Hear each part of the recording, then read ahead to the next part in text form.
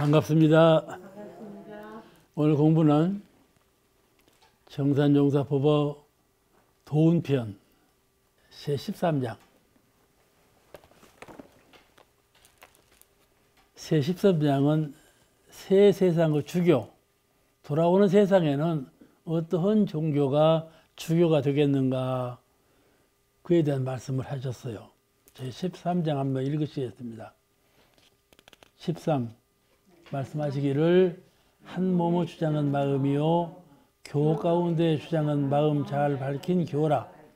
불법이 마음법을 가장 잘 밝혀놓았나니 불법의 정맥을 올바로 살려낸 회상이 이 세상의 주교가 되나니라.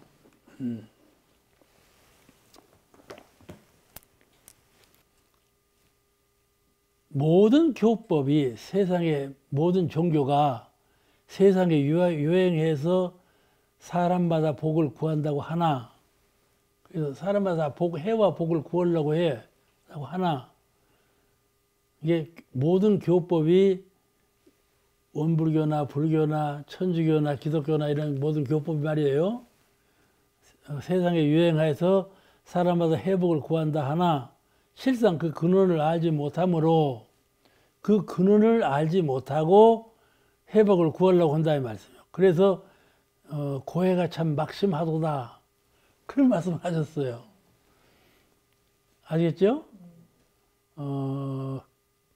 세상에는 종교가 많지만은 종교가 많아도 회복을 구하려고 해. 그런데 그 근본 진리를 알지 못하고 해와 복을 구하려고 한다. 그렇기 때문에 이 세상에 고해가 막심하게 되었다, 그런 서문이 있어요. 근데 그 서문을 쓰신 의미가 무엇인가 하면, 인생의 요도는 수양에 있고, 거기서부터 나와요. 수양에 있고, 연구 목적은 수양에 있고, 수양의 목적은 연구에 있고, 연구 목적은 회복을 구하는 데 있다. 이 말씀을 변증해서 한 말씀이거든요. 그러니까 이 말씀의 내용은 수양, 연구, 취사, 이건 사막이잖아요. 사막으로 마음 공부하는 방법을 잘 밝힌 종교, 이 종교가 주교다, 그런 뜻이거든요. 마음 공부를, 이 세상에서 회복을 구하려고 하는데 마음 공부를 잘해야 회복을 원만히 다 구할 수가 있다.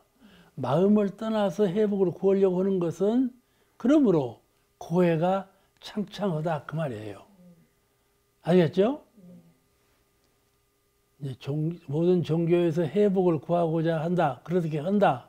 그런데 마음을 떠나서 회복을 구함으로 고해가 창창하다, 그 말이에요.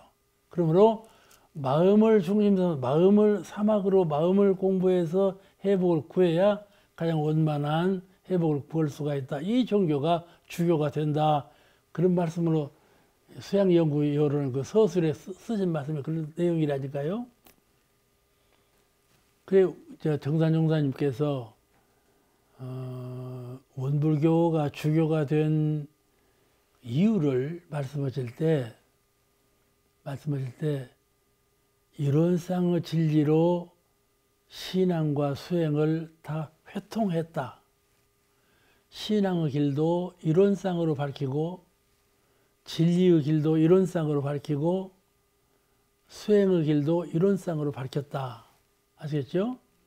이론상으로 진리와 신앙과 수행, 이 삼합의 관계를 이론상으로 회통시켜서 밝혔다. 이러므로 주세종교의 그 주세불이 되셨다, 이런 말씀을 하셨거든요. 이 말씀의 뜻이, 주세종교의 주세불이라고 하신 말씀은 어떤 종교가 후래에 주 종교가 될 것이냐, 이 말씀을 밝힌 것인데, 그 주세 종교가 된다는 것은 이론상으로 진리와 신앙과 수행의 문을 하나로 엮어서 회통시켜 주신, 원만하게 밝혀 주신 그런 종교가 주세 종교가 된다, 그런 내용이에요. 근데 그러니까 이 말씀의 원리를 가만히 생각해 보면은, 마음으로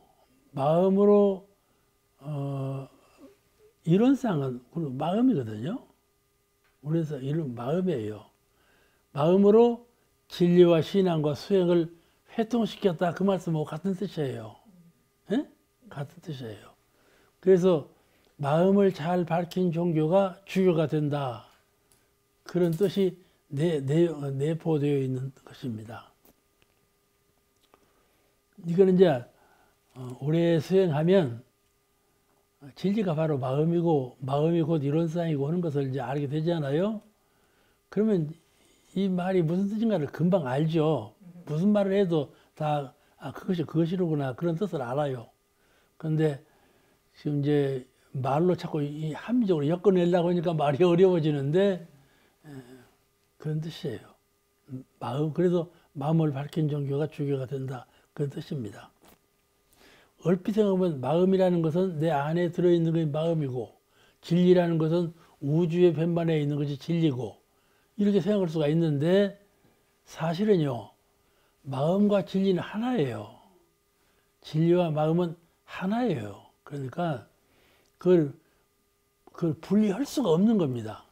그걸 이제 대중을 교화하기 위해서 이해시키기 위해서 마음을 설명을 하니까 진리를 설명하지 않을 수가 없고 진리를 설명을 하니까 마음을 설명하지 않을 수가 없고 그래서 마음과 진리를 분리해서 말하는 것 뿐이지 마음을 깨닫고 보면 마음이고 진리라는 걸 알아요. 알겠죠? 그러니까 우리가 말을 할 때 그래요. 뭔 일이 일어났잖아요? 진리께서 다 아시니까 그게 설명을 하거든요. 그 일은 진리께서 다 아시니까. 그런데 진리께서 다 아신다는 말씀은 무슨 말씀인 거니? 내 마음의 일을 다 아니까 그 말씀이거든요. 내가 마음 가운데 선한 마음을 품든지 악한 마음을 품든지 진리가 다 아신다. 그러거든요. 그럴 때 나는 내 몸 안에 있는 마음이 선한 마음, 악한 마음을 갖고 되는데 그걸 하늘에 있는 진리께서 아신다. 이렇게 알고 있단 말이에요. 그건 잘못된 견해예요. 하늘하고 내 마음을 둘로 보는 견해거든요. 그렇지 아니하고 둘이 아니에요.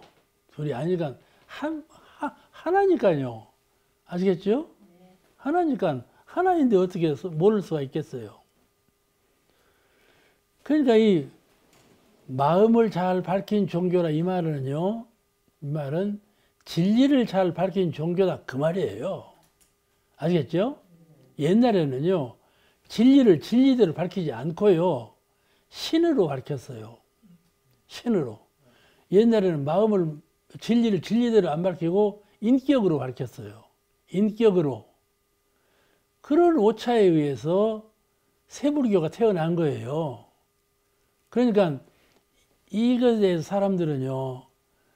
상당히 정신이 깨어나고 통달하기 전에는 이 원리를 잘 이해를 못해요. 언제든지 믿음이라고 하는 것은 높은 자리, 밖에 있는 위대한 그런 분을 신앙하고 이렇게 섬기는 이런 도리로 믿음을 생각하지 안으로 신령함이 있다는 것을 깊이 믿지 못해요. 그냥 말로만 알고 있죠. 그것을 하나인 진리를 잘 요달해야 돼요. 여기서 오늘 이 말씀에 마음을 잘 밝힌 종교 이 말씀은 진리를 잘 밝힌 종교 이 말씀하고 두 말씀이 아니에요. 진리를 밝힌 종교가 그렇게 많이 있지 않습니다.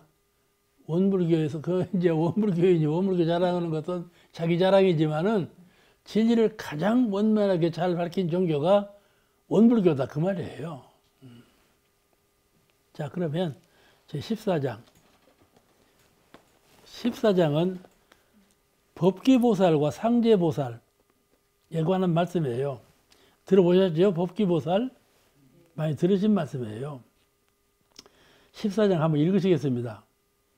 말씀하시기를 대종사께서 이 회상을 여실 준비로 여러 차례 이 땅에 수행하셨나니 혹은 드러나게 혹은 숨어서 이 나라에 많은 인연을 미리 심으셨나니라. 또 말씀하시기를 금강산이 법기보살 도량이라는 전설은 세상을 구제할 새 법이 이 나라에서 일어날 것을 예시하며 서역에서 상지보살이 법기보살을 만나러 온다는 것은 서양 사람들이 동방의 법을 구하려 오리라는 뜻이니라. 이 말씀에 대해서 후인들이 여러 의견을 말하고 있어요. 대종사님께서 전생에 누구셨다 그 말씀을 할 때 여러 전생 인물을 드러내면서 이분도 대종사님 전신이고 이분도 대종사님 전신이라고 이렇게 설하는 분이 있어요. 우리가 여기서 이렇게 산만하게 그냥 누구도 키고 하면 안 되죠. 안 되고 오늘 여기 정선종사께서 말씀하신 본의를 우리가 잘 이해해야 할 것 같아요.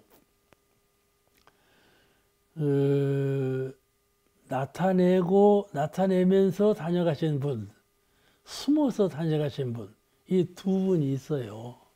과거 성형 가운데 그거를 하신 말씀이에요. 이게 후인들이 많이 거론하는 그런 말씀을 따라할 것이 아니라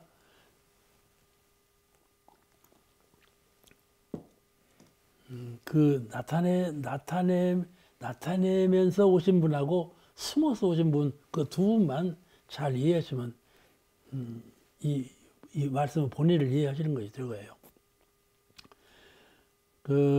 대종사님께서 경상도 일원의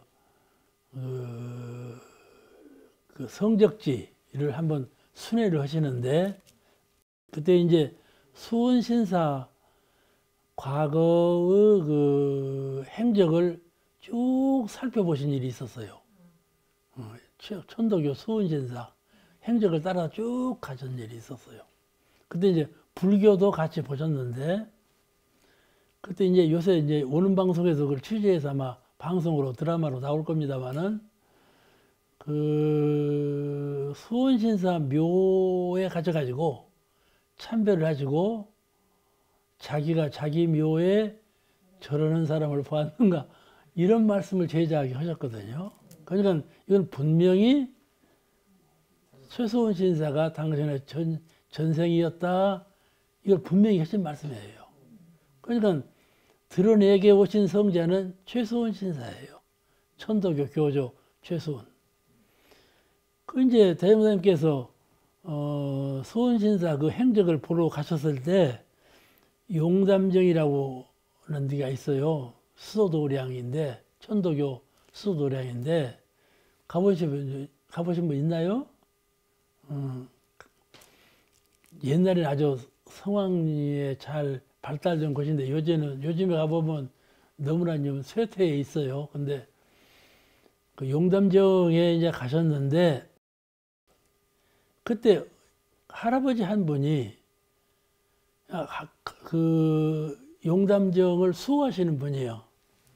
그분은 소수신사의 손자인데 이제 할아버지가 돼가지고 수호하시는 분인데 그분이 그냥 큰 절로 땅에 엎드리고 큰 절로 올리는 거예요. 대종사님 그때 젊은 나이인데 젊은 대종사님한테 큰 절을 하는 거예요. 그러면서 눈물을 흘리면서 말을 하는 거예요. 그분이 뭐라고 하는 거니? 우리 할아버지께서 수원신사를 하는 말이죠. 우리 할아버지께서 너는 나중에 나를 볼 것이다. 그런 말씀을 하셨다는데 오늘 대종사님을 배우니까 꼭 우리 할아버님을 배운 것하고 똑같은 감회가 듭니다. 기쁩니다. 그런 절을 하는 거야. 이거 이제 동행했던 분들이 다 기록에 남겨 있어요. 이 말씀을 듣고 온 것이 기록에 남아 있어요. 근데 이제 이분이 어떻게 해서 그 말을 기억하는 거냐. 어머니가 이분한테 이 얘기 해줬어. 나는 소원신사가 하루는 집에 오셔서 며느리한테 이제 내가 어디 멀리로 떠나겠다. 그러니 못 볼 것으로 알아라. 그런 말씀을 하시더래요. 그러면서 그 애기 보고 얘는 나를 볼 수도 있을 것이다. 그런 말씀을 한 거야. 그러니까 그 며느리 된 그 할아버지 어머니가 이제 그 아기 때 이 할아버지한테 말을 해 주었어. 너는 할아버지를 보신다고 그렇게 말씀을 했다. 그 말씀을 기억하고 있는 거야. 근데 50년 양반이 또 그 양반이니라. 그게 이제 하는 말이에요. 아시겠죠? 이게 심령으로 통하는 거예요, 이렇게. 그러니까 틀림없는 것이죠. 또 한 분은 누구냐면은, 진묵스님. 조선시대에, 이제 주지가 아니죠. 승적은 아니고, 어디 직책이 없어. 승려인데 직책은 없이 그냥 스님 생활만 하신 분이죠. 진묵스님. 그 양반이 전부 이제 후래인들이 진묵은 부처다. 이렇게 알고 있는 분이거든요. 이 진묵스님은 하루는 이게 나타내려고 잘 아는 분이죠. 진묵스님은. 그렇게 이제 한 세상을 은둔, 숨어서 가신 분이에요. 알겠죠? 나타내려고를 않고 은둔했다가 하신 그런 행적을 보이신 분이에요. 하루는 제자를 데리고 호숫가를 지내시다가 그랬다고 그래요. 호숫가를 지내는데 그림자가 딱 비치거든?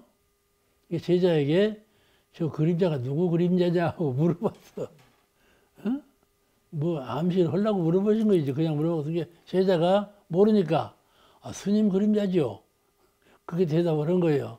그러니까 부처님 그림자니라.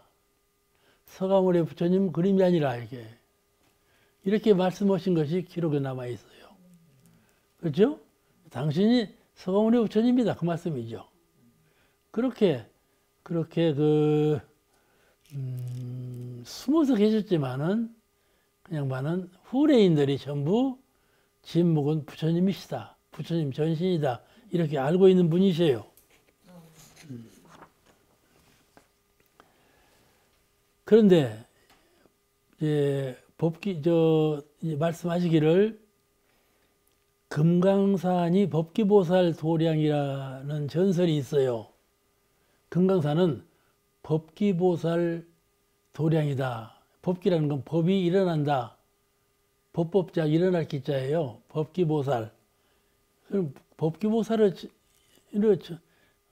도량이 금강산이다. 이렇게 전설이 있는데 그 전설은 무슨 전설인가 하면은 화엄경에 동쪽에 해중산이 있는데 그 해중산이 법기보살이 오셔서 반야경을 설하고 계신다. 그 말씀이 이제 화엄경에 나오는 말씀이라. 그래서 이 해중산은 금강산이에요. 금강산인데 금강산이 법기도량이라 그렇게 전설로 쭉 전해오는 말이에요. 불가에 금강산은 법기도량. 그만큼 금강산은 모든 수도인들이 막 집결해지는 도력을 얻었다고 하는 분들은 전부 금강산으로 들어가는 거예요. 이제 인정받기 위해서 들어가기도 하지만은 그게 큰 수양도량으로 이름을 얻은 금강산인데 그래서 이제 그 금강산을 새 구세주가 이곳을 경유하는 곳이다. 그래서 모든 수행자들이 이렇게 많이 탐방하는 그런 절인데 고려 시대에 법기보살에 대한 신앙이 대단했다고 그래요. 그래서 그 법기보살을 신앙의 대상으로 모신 그런 그 신앙의 풍조가 아주 팽배해 있었다. 그 당시만 해도 법기보살이라고 한다면 후래에 오신 부처님이다 이렇게 이해가 된 그런 보살이 법기보살이에요. 알겠죠? 법기보살이라고 하는 보살이 관련보살이에요. 관련보살. 실제 보살이 아니고 관련보살. 금강경에 나왔다고 하는 관련보살. 그런데 그 금강산에는 법기봉이라는 봉아리가 있어요. 법기봉. 그 아래에 이제 절이 있어서 그 절에 이제 법기보살을 모셨다. 부처님 상으로 모셨어.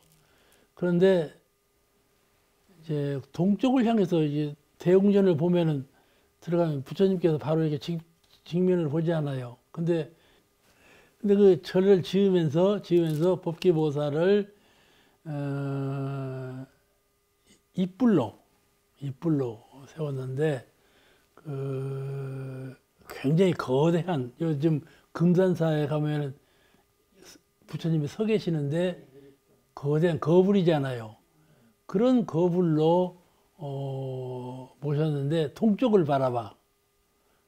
바라보게 해서, 그래서 법기보살 모신 그 절이라 그렇게 이제 전해져 오고 있어요. 그러니까 법기보살은 관련보살이지만은 실제로 후인들이 부처님과 똑같이 섬겼다, 그런 보살이에요. 이해가 되시죠? 그런데 상제보살이 또 있거든요. 상제보살은 이제 설명에는 서양 사람들이 와서 불법을 알아보고 전승하게 되었다, 그걸 상제보살이라 한다 그랬는데, 이 법기봉 아래에 상제보살이라는 돌이 섰어. 근데 그 돌은 또 이렇게 합장을 하고 고개를 숙이고 법기봉을 향해서, 그런 돌이요. 상제보살 상은. 그러니까 그 법기보살을 섬기는 상제보살, 이렇게 이제 전설이 전해온다 그 말씀이죠. 그러니까 이 법기보살하고 상제보살하고를 연관해서 지금 설명해 주는 말씀이에요. 법기보살은 후래에 부처님께서 다시 오셔서 세법을 펴시고, 상제보살이라는 보살은 서양 사람들이 와서 그 법을 숭배하고 받든다, 그런 뜻으로 상제보살 전설이 있다, 그런 설명이에요. 이해가 되시죠? 근데 금강산에 보면 법기보라는 봉이라는 봉이 있고 상제보살이라는 바위가 합장을 하고 상제보살을 이렇게 공경하게 머리를 숙인 돌이 있대요. 사진으로는 봤는데 실물은 못 봤는데 그런 돌이 있어요. 이런 이제 예화가 화엄경에 나와 있는 말씀하고 일치된다 이 말이죠. 그 형상이, 그러니까 더 믿음을 가지고 사람들이 믿어왔다. 근데 이제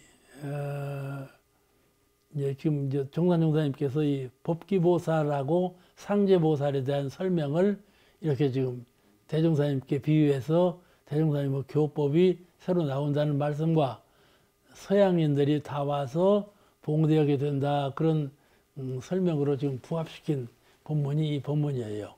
그대로. 그 다음 15장. 15장은 우리 한국을 세계의 도덕 중심국으로 만들라, 이렇게 제자들에게 하신 말씀이에요. 우리 한국을 세계적인 중심국으로 만들어라. 그는 도덕을 펴는 중심국, 그런 중심국으로 만들어라, 그런 말씀이신데, 15장 한번 읽으시겠습니다. 15장 15. 학인들에게 말씀하시기를 그대들의 책임이 무겁나니 이 나라를 세계의 1등국으로 만들라.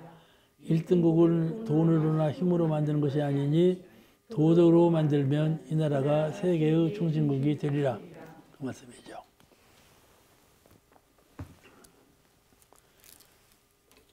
그대들의 책임이 무겁나니 그러지 않았어요? 이건 이제 아무리 도덕이 좋지만은 후인들이 잘 받들고 선양해서 세계적인 종교로 이뤄내지 않으면 안 되잖아요. 그러니까는 이 훌륭한 법이지만은 그들이 더욱 각성하고 노력을 해서 세계화해서 한국이 그 도덕국의 제1국이 되도록 너희가 책임을 지고 의무를 다해서 그런 공을 세우라, 그건 불사그 말씀이에요.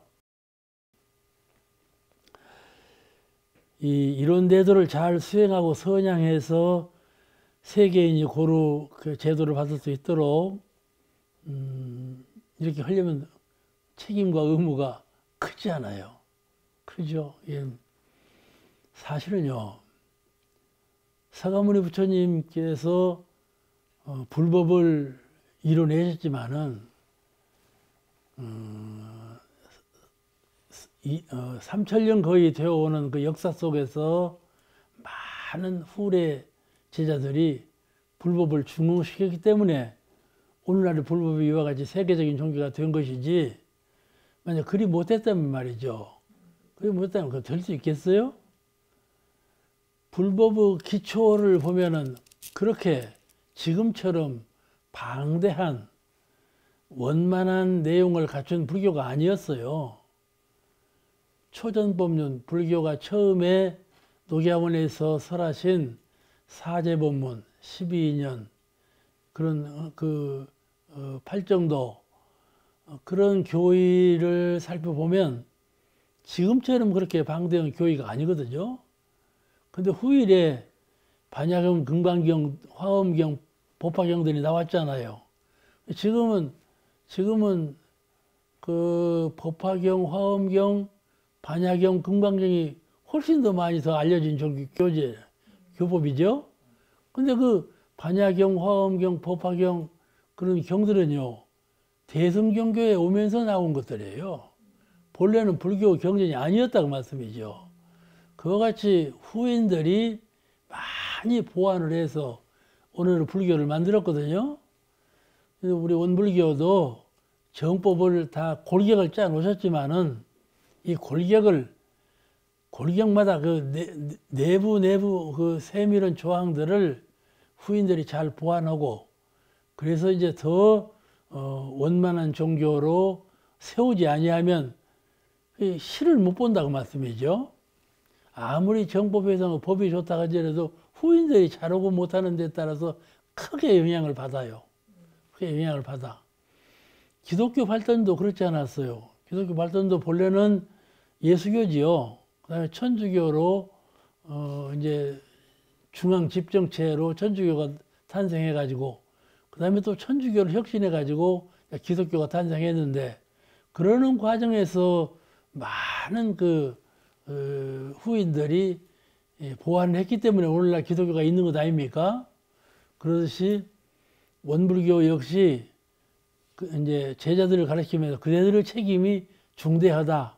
그러니까 공부하고 성실하게 교화를 해서 이 법이 후일 만대의 주교가 되도록, 세계의 주교가 되도록, 그래서 한국이 세계 제1가는 도덕국가가 되도록 그리 노력하라. 그런 불상 말씀이에요. 그렇게 해야 되지 않겠어요? 그러니까 우리가 그 대종사님의 법의 해명을, 대종사님께서 그러셨잖아요. 법의 해명을 전하는 사람, 법의 해명을 전하는 사람이 이 법의 주인이라고 그러셨죠. 시설이나 이런 인명수나 사람 수나 시설이나 원불교 교명이나 이런 것만이 원불교를 지탱하는 중심이 되는 것이 아니라 가장 중심적인 것은 대종사님 법의 해명.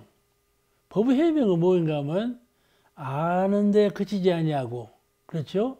법을 아는데 그치지 아니하고 깨닫는 데 있으며, 깨닫는 데 그치지 아니하고 실천하는 데 있다. 아시겠죠? 그게 법의 해명을 전하는 거예요. 우리가 가령 제가 지금 대종사님 법을 전하고 있잖아요. 근데 아는 것으로 전하는 것에 그치면 해명이 이어가지 못하고, 너가 진실로 영성적으로 깨달아서 깨달은 것을 전할 수 있는, 심령으로 전할 수 있는 그런 설법이라야 법이 전해진다. 법이 전해지는 것으로만 전해지는 것이 아니고 실제로 실천해서 무아봉공을 정신적으로 실천해야 법이 전해지는 거 아니야. 그러죠? 제가 대단종사님, 상사님 모시고 있을 때 잠깐 들은 말씀인데, 이제 우리가 우리 교단을 말씀인 거예요. 이제 지금은 뭐라고 해도 잘 안 이게 이제 크게 선양이 안 되지만은 우리가 실력을 갖추면, 그 말씀은 이제 원불교라는 교명하에 모든 구조가 세계에서 인정할 만한 그런 실력을 내부적으로 갖추면 그때는 아무리 이 약한 말이더라도 크게 드러난다. 지금은 아무리 큰 말을 해도 이게 드러나지 않지만은 세력을 갖추고 나면 그때는 아무리 작은 말도 크게 드러난다. 그런 법문을 하시더라고. 들은 일이 있는데, 그와 같이 교단이라고 하는 것이, 원불교 교단이라고 하는 교단이 이 법을 전하고 그 법의 세계를 이루는 데에는 큰 역할을 하는 것 아니겠습니까? 그럼 우리가 이제 책임과 의무를 다해서 이 교단을 크게 이제 융성하는 세계적인 종교로 키워갈 때, 그와 더불어서 대승사의 법이 세계의 주교가 되고 우리가 그 주교의 주인공이 되지 않겠는가. 그렇다면 개인이 훨씬 더 그 성실하게 이 교법을 운행해 가야 된다. 그런 부탁의 말씀이라고 생각을 합니다. 법이라고 하는 것은 벌써 나왔죠. 원불교 대법은 벌써 나왔는데, 그 법을 구하러 오기 전에 대종사님 말씀은 앞으로 정법이 나왔는데 구하러 오는 사람이 그냥 밀물같이 들어올 거다. 그렇게 말씀하셨는데, 그런 거를 기다리지 말고 그렇게 들어오기 전에 우리가 먼저 나아가는 그런 그 힘을 써야 되는 것이죠. 불교도 말이죠. 불교도 제자들이 불교를 누가 이렇게 법을 들으려고 밀려 들어왔습니까? 그걸 안 했어요. 불교 후인들이 법을 가지고 생명을 걸고 나갔죠. 기독교도 그렇지. 기독교도 천주교가 이 동양에 들어올 때 말이죠. 많은 희생자가 나왔어요. 죽음을 각오하고 천주교를 선양했기 때문에 기독교가 오늘날 기독교가 된 거이지 본로 됐나요? 그래서 후래 제자들이 참 생명을 바칠 수 있는 헌성, 이런 그 혈심이 아니면은 종교가 번성하는 종교가 되지 못하거든요. 그것을 보다가 전 말씀이라고 생각을 합니다. 16장을 공부하십니다.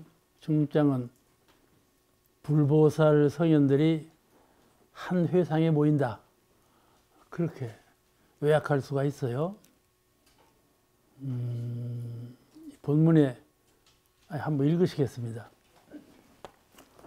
16장 말씀하시기를, 과거에는 모든 지역의 교통이 불편하고 인지가 문매하므로 불보살 성현들이 동서남북의 각각 지방을 맡아 분산 출연하시어 부분적으로 회상을 펴주셨으나 현재와 미래에는 세계가 한 집처럼 가까워진 까닭에 모든 불보살 성현들이 한 회상에 모이시어 판이 큰 회상을 벌이시나니라.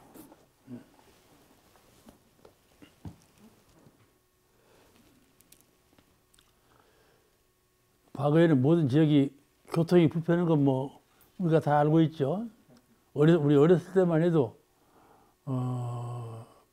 미국서 한국까지 배로 오려면 한 달 걸리는 세상이었으니까, 이렇게 교통이 불편하고 이 전자매체, 텔레비전이나 라디오나 인터넷이나 이런 모든 매체들이 너무나 신속하게 보도하기 때문에 하루도 안 걸리고 그날 그 시간에 일어난 일 그 시간에 보니까 이렇게 알고, 또 과학 문명이 발달해 가지고 우주에 관한 지식도 훨씬 더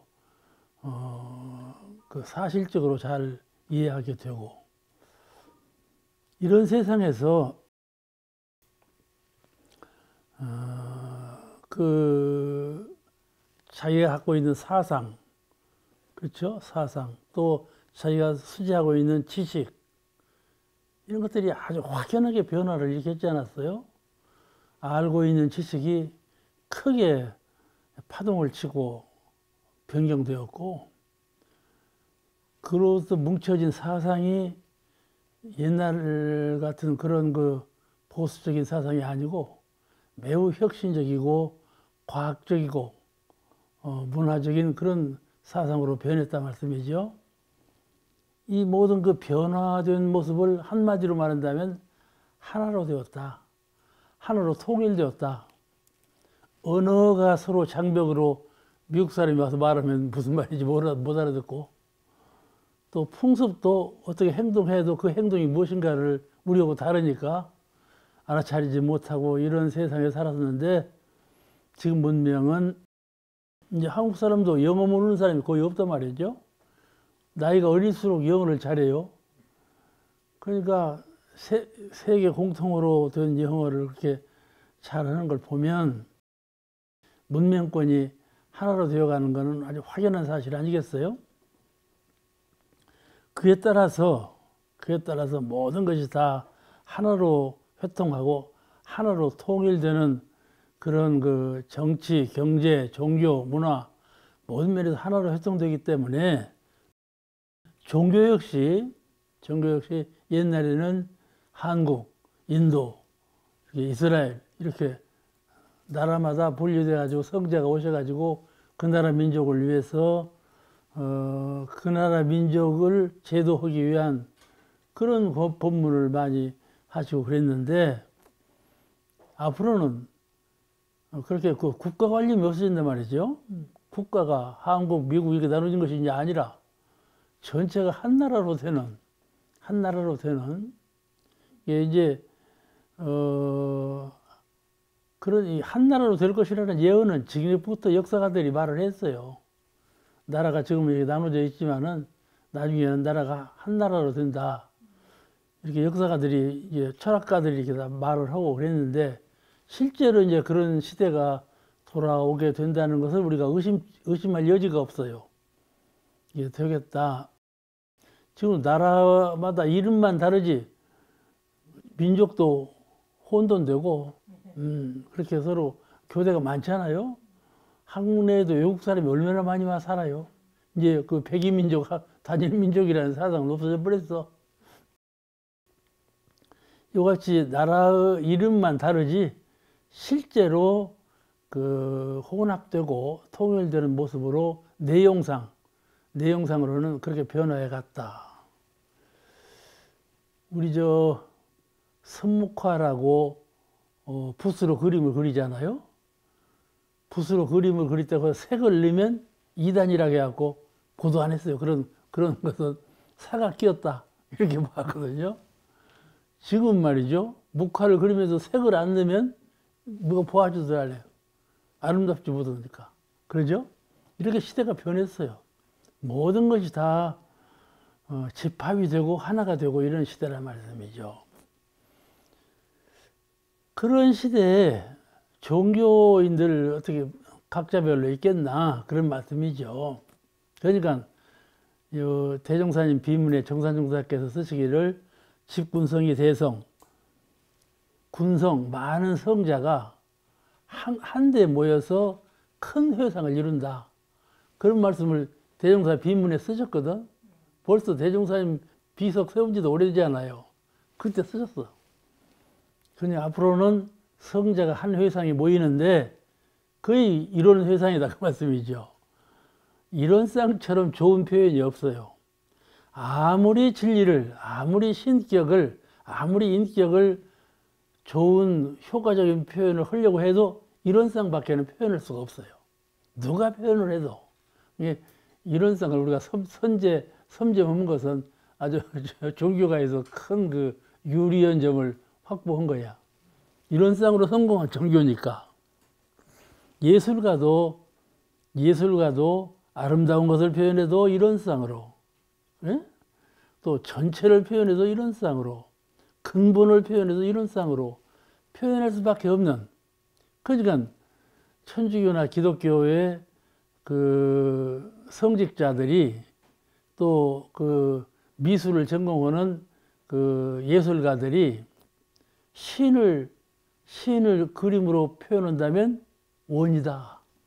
이렇게 말하고 있거든요. 그와 같이 모두가 다 진리를, 신을, 인격을 모습으로 표현한다면 이런 쌍밖에 없다. 세계 공론이에요.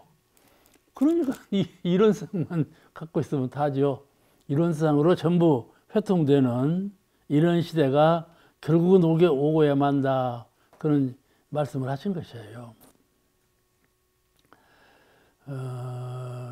이러한 세계적 가풍이 세월이 흐르면 흐를수록 결국 종교도 정법 회상 하나로, 우리가 지금 주장하는 것이 정법 회상이잖아요. 우리 원불교 교법은 정법이다. 이게 편협한 도리가 아니고 삿된 도리가 아니고 정법 회상이다. 옛날은요, 종교가 태동할 때에도 먼저 신통부터 보였어요. 우리는 이렇게 다르다 하는 걸 표현할 때 신통부터 나타냈다니까. 그것이 사법이죠. 신통 이적은 성현의 말변지사라고, 성현이 하다 못해서 제일 끝에 하는 표현인데, 그런 걸 먼저 내놓는다는 것은 정법과는 영 반대죠. 왜냐하면 신통은요, 이 세상 우리 인간이 살아가는데 아무런 필요가 없는 거예요. 필요가 없는 거예요. 오히려 그 신통으로 혹세무민, 어리석은 사람을 기만해가지고 무엇을, 재물을 모인다든지 뭘 세력을 확장한다든지 그런 데 이용했단 말씀이죠. 그러니까 그런 그 사도가 한국에도 많이 있었어요. 일시적으로 막 흥성하는 사람들이 막 모이거든요. 이제 이인 났다고. 그렇게 해서 종교를 만든 종교가 한국에도 많이 있었어요. 그러나 우리가 다 알고 있죠. 우리 젊었을 때 용성하던 모모 종교가 지금은 황폐해가지고 아무 실적도 없죠. 이름도 없어져 버렸어요. 이와 같이 그 정법 회상이 아닌 그런 교단이, 종교가 왕왕 일어났는데 앞으로는 그러지 아니하고, 또 우리가 알고 있는 정법 회상이라고 하는 이제 문명한 종교, 고등 종교라고 그러죠. 세계에 드러난, 세계 인류가 모두가 다 공인한 그러한 종교를 우리가 고등 종교라고 그러는데, 그런 고등 종교 안에도 실은 미신성이 함유되어 있어요. 그 교조께서는 그런 것은 없어요. 교조께서는 미신성이 있는 말씀도 하지 않았고, 그 아주 배척했는데, 후인들이 교조 말씀을 옹호해가지고 미신성스럽게 이끌고 간 거예요. 왜냐하면 세상 사람들이 그런 걸 좋아하니까 자꾸 끌기 위해서 자꾸 그런 방향으로 끌고 갔어요. 그러니까 그 교조 정신과는 아주 반대되는 이런 걸 해온 것이죠. 그러니까 우리 신은 우리 신밖에 없다.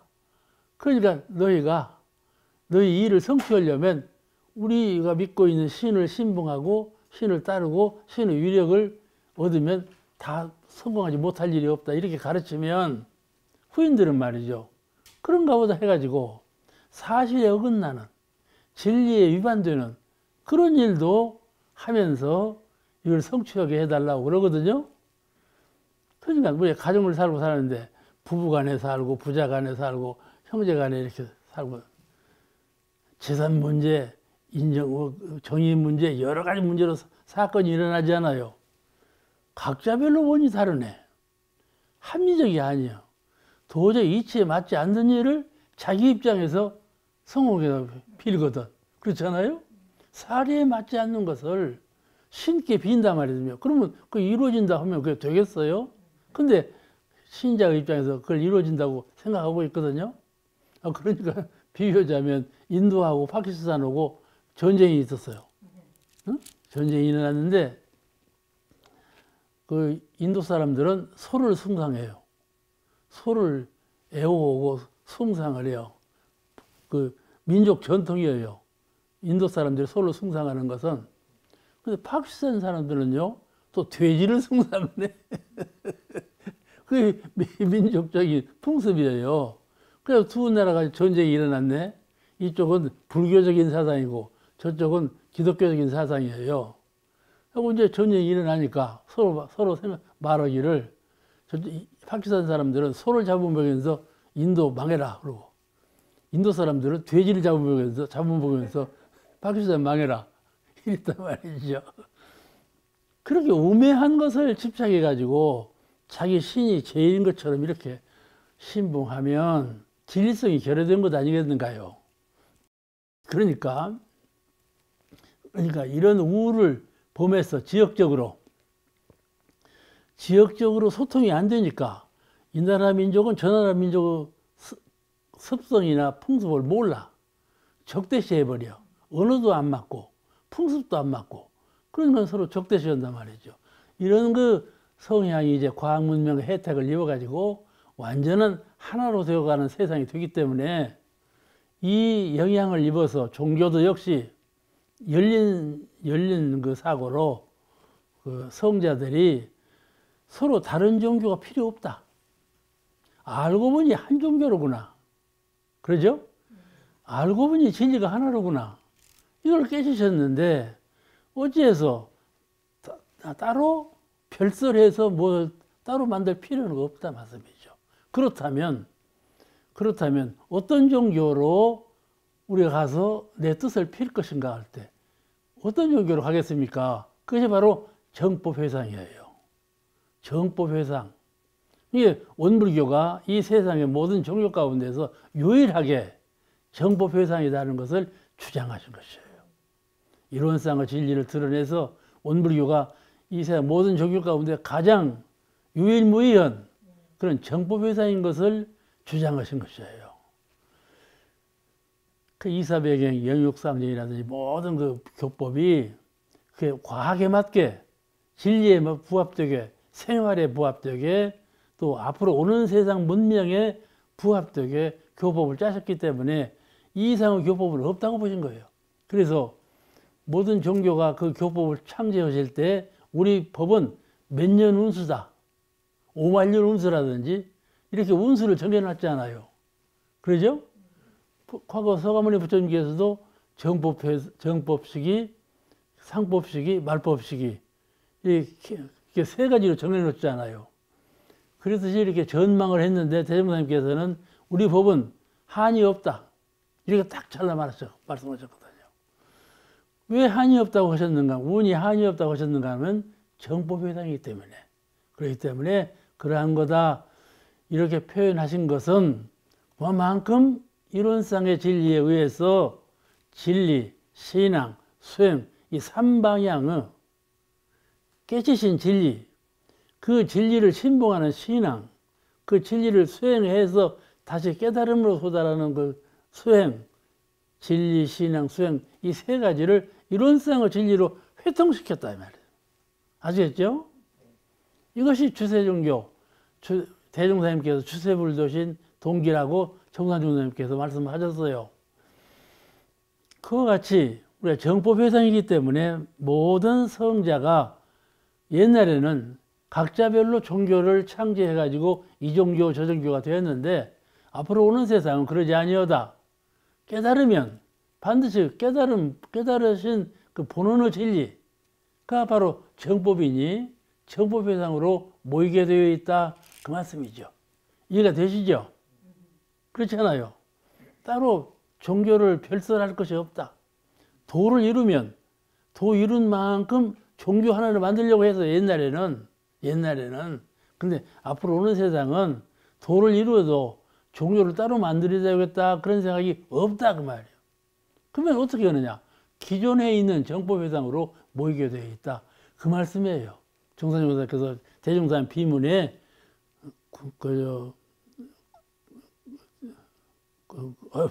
내가 군성 집 군성이 대성 그 말씀이 여러 성자가 많은 성자가 이 정법회상에 모여서 큰 회상을 만든다. 이 말씀의 표현이 그 말씀이에요. 그러니까 이렇게 정신을 그런 것에서 딱 대줬다 말씀이죠. 우리가 그걸 본을 삼아서 그렇게 믿어야 돼요. 근데 앞으로 오는 세상은 과거 세상은 성자가 동양에 한 분, 서양에 한 분 이렇게 한두 분의 성자가 오셨지만은 앞으로 오는 세상은 매우 문명한 세상이 돼서 부처님이 한두 분이 아니시다. 그죠? 천년의 만보살 했으니까는 어째요? 부처님 되기가 참 어렵다 이 말이에요. 해보면 수행해보면 참 부처님 되기가 어려운 것이 이러구나. 왜 어려운 거니? 이렇게 진급을 계속해서 진급에 올라가면 부처님 되지 않아요. 그런데 말이죠. 해보면 진급이 이렇게 계속해서 되들 않아요. 올라가다 떨어지다 올라가다 떨어지다 이 모양이에요. 그러니까 안 되지요. 그런데 앞으로 오는 세상은 천열의 만보살, 열애가 천명, 보살이 만명이다. 그런 세상이 온다고 하셨으니까 그렇게 그 일원상의 정법회상으로 모든 성자가 모여서 매우 큰 그런 회상을 더 도타히 건설할 것이다. 예언하신 것입니다. 그리고 이 일원상이 만보 회통 의미를 갖춘 점, 그 점이 매우 희망적인 것이죠. 두 번 생각할 것이 없어요. 일원이라고 하는, 원이라고 하는, 그러니까 진리가 빛이라 한다면 이루는 광명 외에 더덮을 빛이 없고, 그러죠? 그렇죠? 진리가 위력이라 한다면 이루는 진리 위에, 진리 위력 위에, 이루는 위력 위에 더 높을 위력이 없고, 진리가 자유라면 이루는 자유 위에 더 갖출 자유가 없다고 말씀이죠. 그러니까 우리가 수행의 덕목을 이루는 광명, 이루는 위력, 이루는 자유, 이렇게 항상 마음속에 신물일원상을 외울 때에 내가 마음 부처님을 자유케 하고 광명케 하고 위력을 갖추게 하는 그런 그 효율에 딱 초점을 맞춘단 말씀이죠. 그러면 부지런히 수행이 된다 말씀이죠. 저는 그래요. 이런 광명으로 모든 것을 다 소화해 버려요. 이런 광명으로. 우리 마음은 빛이에요. 빛으로 모든 것을 대처한다 그 말이에요. 생로병사도 이런 광명으로 대처하고, 역경 순경도 이런 광명으로 대처하고, 차타의 개념도 이런 광명으로, 모든 것을 이런 광명으로. 그러니까 자신감이 있죠. 과거에 지어놓은 것을 두려워할 것도 없고, 미래에 돌아올 것을 근심할 것도 없고, 현재 이 찰나적인 현재 이 순간에 이런 광명 그 주체를 하나 세우면 그로써 다 끝난 거다 그 말씀이죠. 더 희망적인 공상이 사라져버려. 내가 이렇게 이루리라 하는 잡념이 사라져버려. 그러니까 모든 것을 일원상으로 이렇게 회통시키고 보면 이제 미래의 종교는 이렇게 되겠구나. 그런 생각을 갖게 되는 것이죠. 오늘 그 말씀이니까는 불보살 성현들이 한 회상에 모인다. 믿을 수 있죠? 옛날처럼 종교가 자꾸 많이 생기는 것이 아니고 앞으로 오는 세상은 종교는 하나. 그 회상으로 모든 성자가 다 모이게 된다. 모든 성자가 종교를 따로따로 만드는 것이 아니고 이제는 그렇게 된다는 말씀이에요. 오늘 말씀 여기서 마치겠습니다.